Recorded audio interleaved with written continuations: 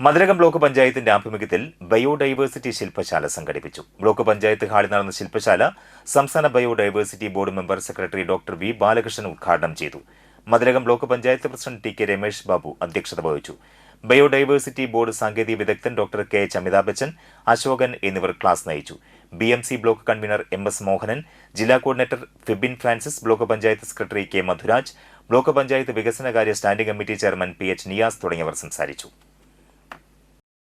അതായത് നമ്മൾ ഡയറക്റ്റ് ആശ്രയിക്കുന്നു. ഇപ്പൊ നമ്മൾ കഴിക്കുന്ന ഒരു ജീവി, ഇപ്പൊ കോഴിയാവട്ടെ, അല്ലെങ്കിൽ മാങ്ങയാവട്ടെ, നെല്ലാവട്ടെ, നമ്മൾ ഡയറക്റ്റ് ആയിട്ട് കഴിക്കുന്ന കുറച്ച് ഭക്ഷ്യ സാധനങ്ങളോ ഭക്ഷ്യവസ്തുക്കളോ ആളുകളോ നമ്മൾ മതി, അല്ലെങ്കിൽ ഞാനും എൻ്റെ രാജ്യവും മതി ഈ ലോകത്ത് എന്നൊക്കെയായിരുന്നു മനുഷ്യന്റെ അറിവുകളും മനുഷ്യന്റെ ശാസ്ത്രമൊക്കെ മനുഷ്യനോട് തോന്നുകയും.